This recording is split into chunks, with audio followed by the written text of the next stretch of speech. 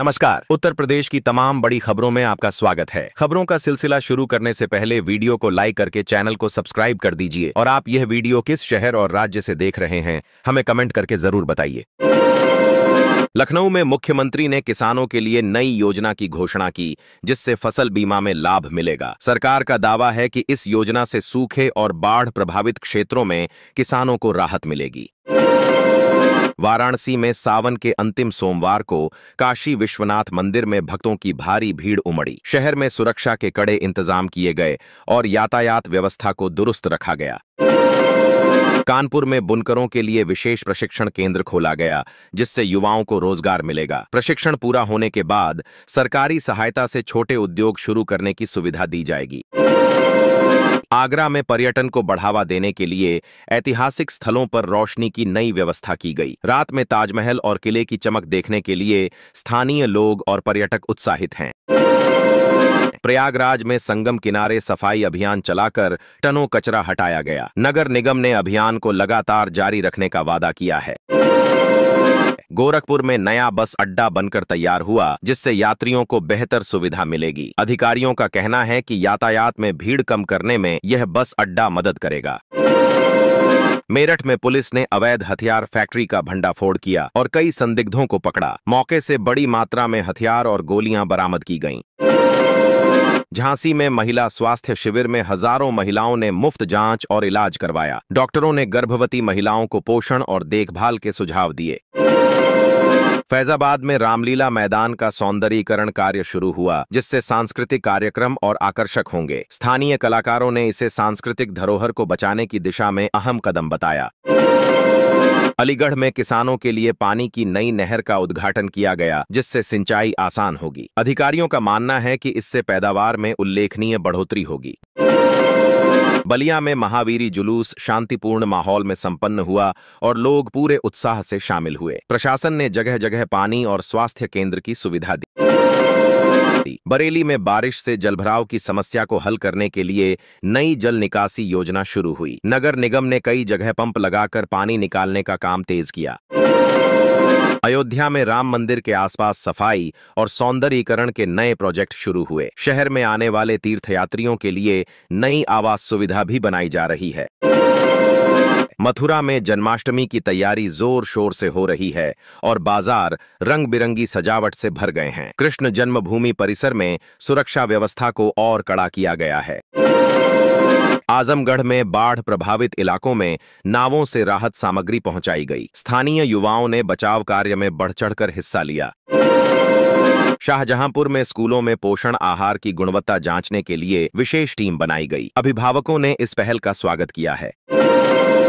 चित्रकूट में नए पुल का निर्माण शुरू हुआ, जिससे गांव के लोगों का आना जाना आसान होगा। स्थानीय व्यापारियों का कहना है कि इससे कारोबार में भी बढ़ोतरी होगी।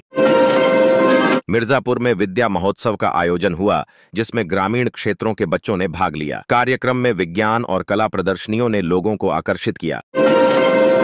लखीमपुर खीरी में चीनी मिलों को चालू करने की तैयारी समय से पहले शुरू कर दी गई। किसानों को पेराई सीजन में समय पर भुगतान का भरोसा दिलाया गया। कौशाम्बी में महिला स्वयं सहायता समूहों को सिलाई मशीनें वितरित की गईं। महिलाओं ने कहा कि इससे घर चलाने में आर्थिक मदद मिलेगी। सहारनपुर में पुलिस ने सड़क सुरक्षा अभियान चलाकर लोगों को हेलमेट और सीट बेल्ट के महत्व के बारे में बताया। अभियान में बच्चों को भी यातायात नियमों की शिक्षा दी गई। फर्रुखाबाद में किसानों के खेतों में नई किस्म का धान बोने का प्रयोग सफल रहा। विशेषज्ञों का मानना है कि यह किस्म कम पानी में भी अच्छी पैदावार देगी। मऊ में सड़क मरम्मत कार्य तेजी से चल रहा है, जिससे बरसात में यात्रा आसान होगी। स्थानीय लोगों ने लंबे समय से इस सुधार की मांग की थी। बाराबंकी में जिला अस्पताल में नए उपकरण लगाए गए, जिससे जांच और इलाज की गति बढ़ेगी। डॉक्टरों ने कहा कि इससे गंभीर मरीजों का बेहतर इलाज हो सकेगा। हमीरपुर में युवाओं के लिए खेलकूद प्रतियोगिता का आयोजन किया गया। प्रतियोगिता में कबड्डी और खो-खो के मुकाबले ने लोगों का दिल जीत लिया।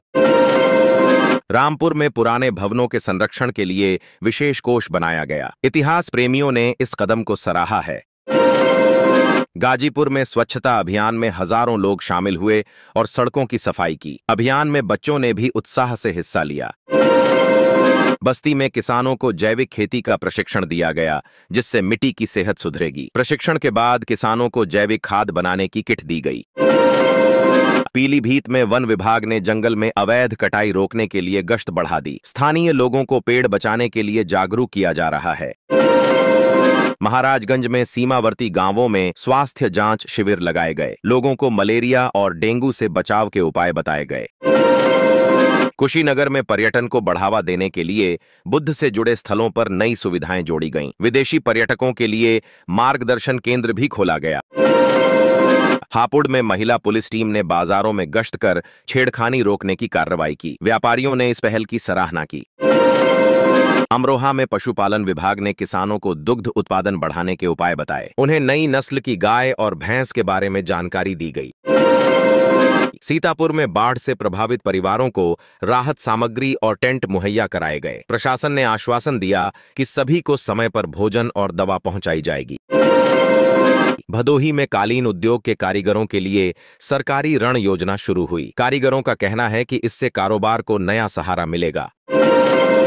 ललितपुर में सिंचाई विभाग ने पुराने नहर तंत्र की मरम्मत का काम शुरू किया। गांव के किसानों ने इस पहल को लंबे समय से जरूरी बताया। सोनभद्र में खनन क्षेत्रों में प्रदूषण रोकने के लिए विशेष नियंत्रण योजना बनाई गई। पर्यावरण विशेषज्ञों ने इसे स्थानीय स्वास्थ्य के लिए लाभकारी बताया। फतेहपुर में सरकारी स्कूलों में निःशुल्क पुस्तक वितरण का अभियान चला। बच्चों के चेहरे पर नई किताबें मिलने की खुशी साफ झलक रही थी। एटा में सड़क किनारे वृक्षारोपण अभियान में हजारों पौधे लगाए गए। अभियान में ग्रामीणों और बच्चों ने उत्साह से हिस्सा लिया। कासगंज में किसानों को मौसम आधारित खेती के गुर सिखाए गए। विशेषज्ञों ने उन्हें कम लागत में ज्यादा पैदावार के तरीके बताए। बदायूं में महिला सशक्तिकरण मेले का आयोजन हुआ, जिसमें आत्मनिर्भर बनने के सुझाव दिए गए। मेले में ग्रामीण महिलाओं के उत्पादों की प्रदर्शनी लगाई गई। शामली में पुलिस ने अवैध शराब फैक्ट्री पर छापा मारकर बड़ी मात्रा में शराब बरामद की। मौके से कई लोगों को गिरफ्तार किया गया। मैनपुरी में जल संरक्षण के लिए तालाबों की सफाई और गहरीकरण किया गया। गांव के बुजुर्गों ने इसे भविष्य के लिए जरूरी कदम बताया। चंदौली में किसान मेले में नई मशीनों और बीजों का प्रदर्शन किया गया। किसानों ने तकनीकी विशेषज्ञों से खेती में सुधार के तरीके सीखे। हरदोई में पशु टीकाकरण अभियान में हजारों मवेशियों का टीका लगाया गया। पशुपालकों ने इस पहल का स्वागत किया। अंबेडकर नगर में बाढ़ से कटे गांवों तक नावों से दवाइयां और भोजन पहुंचाया गया। स्थानीय युवक भी इस सेवा में प्रशासन का साथ दे रहे हैं। गाजियाबाद में खेल परिसर का उद्घाटन हुआ, जिससे युवाओं को प्रशिक्षण मिलेगा। खेल प्रेमियों ने इसे प्रतिभा निखारने का सुनहरा अवसर बताया। मुजफ्फरनगर में गन्ना किसानों के भुगतान में तेजी लाने के निर्देश दिए गए। किसानों ने राहत की सांस ली। संभल में पुरानी धरोहरों के संरक्षण के लिए विशेष सर्वे शुरू किया गया।